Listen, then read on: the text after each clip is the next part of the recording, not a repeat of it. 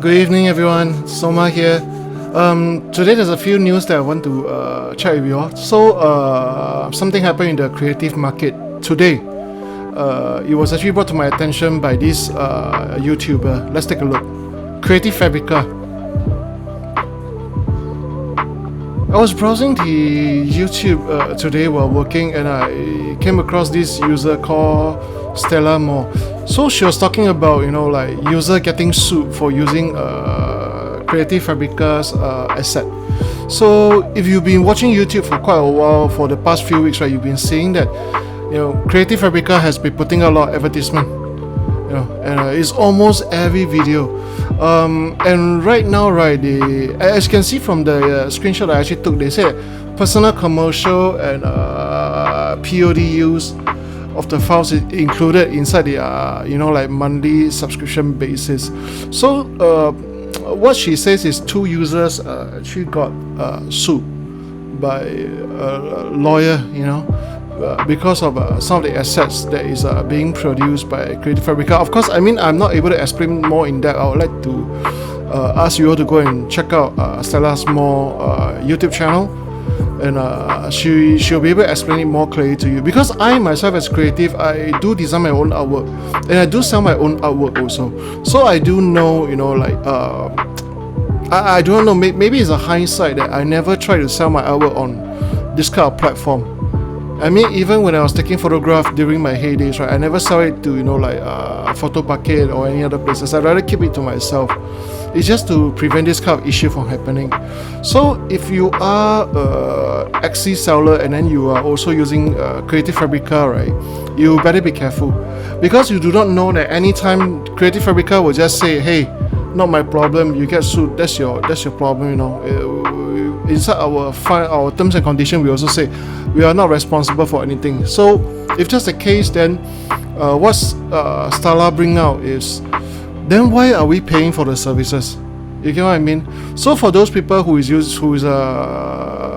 an Etsy store and like Creative Fabrica's user, right, you guys better be careful.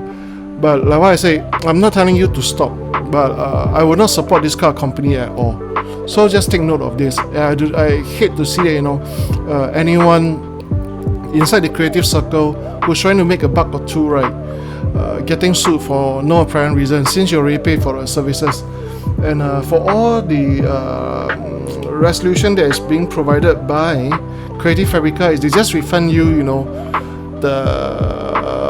the monthly services. So even you are sued for a few $1,000s, it's not a problem. So you better be careful.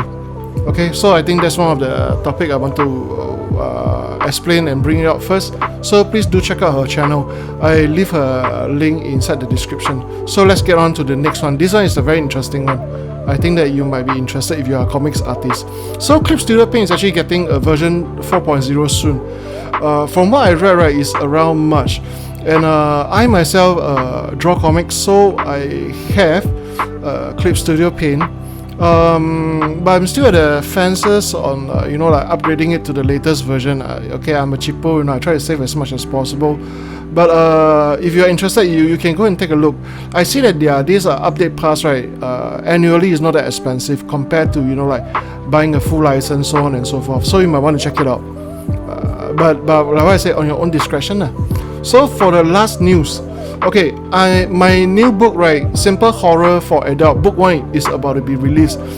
Have you guys been read before those kind of old adventure books? Like the old adventure books where it's like Dungeons & Dragons, all this and that. But this book that I created, right, has a twist. Basically, it's like a storybook, adventure book. So you actually venture to this house, and then you met this host. And this host actually have this so-called special character, or you can say a special kid that can project like thoughts into your mind. So when you're reading the story, right, you're being forced to play a card game at every end of the story. So you are supposed to find ways to survive the night, so that the little boy Kevin will also survive the night. And the game is this game is quite fast. You can consider it as a comics, or you can consider it as like adventure book, because I put a lot of time in designing the characters, and I try to make it pixel art so that it's more interesting. So here's the first look at how it is. The book roughly around 80 pages, back and forth, and it include like paper dice for you to play, and it will include pages for the cards itself, so you will actually know what card you are drawing. It's more like survival horror, yet it allows you to step into this kind of a short horror story. Like I always like this kind of a 1 to 2 sentence horror story, you see. So I compile all the designs that I can think of that makes me feel horrified, and I put it into the cards. And then the story, I just just anyhow come up with something that I feel terrible or feel scary. I just compile into 1 to 2 short sentences. But it's a fun read. So this is more of like the first book that I planned, because like what I say before, I'm a comic artist, I'm a filmmaker, so I write a lot of screenplay. So I have a lot of experience in writing horror. So hopefully this book will be coming out at the end of next month. Of course, you're able to get it on Amazon also. So once it is up, I will share with you all.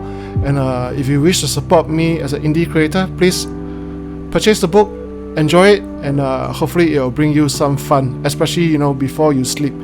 Play 1 or 2 rounds, fast, chop. You know what I mean? Okay, I think roughly around that's what I want to update everyone for this week video, and I hope that you all enjoy the news that I'm sharing. And as creative, I hope that we are able to support each other down the road. So my name is Soma, and I'll check up with you all soon. Thank you so much, and I see you soon. Bye bye.